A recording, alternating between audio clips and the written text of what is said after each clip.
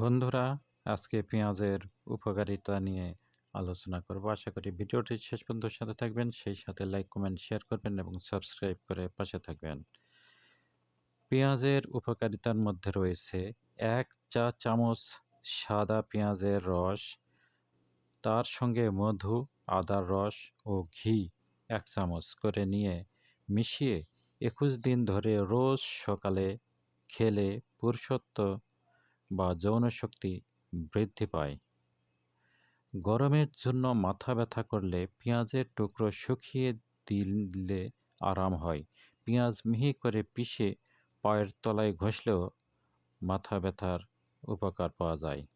পেঁয়াজের রস দাঁত ও চুলকানিতে লাগালে উপকার হয়। পেঁয়াজের রস মাথায় লাগালে উকুন মরে যায়। সেদ্ধ করা পেঁয়াজের পুলটিস বাঁধলে কাঁচা ফোড়াও পেকে যায়।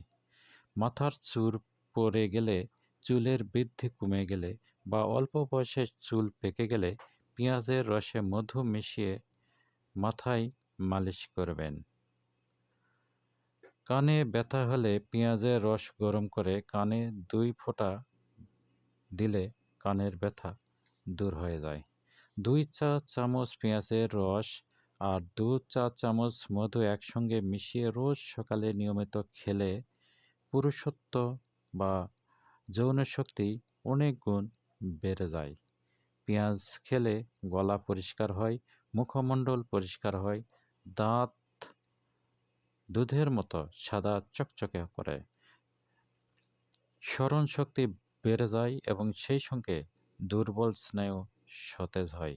পেঁয়াজের রসের সঙ্গে কলার রস মিশিয়ে ছোট সাইজের কাপের হাফ কাপ খেলে ভীষণ রকমের অজীর্ণ সেরে যায়। যে সব বাচ্চারা ভাত খেতে শিখেছে এবং কৃমি রোগে ভুগছে তাদের 1 চা চামচ করে পেঁয়াজের রস নিয়ম করে খাওয়ালে কৃমি বিনষ্ট হবে এবং যদি বদহজমে ভোগে তাও সারবে।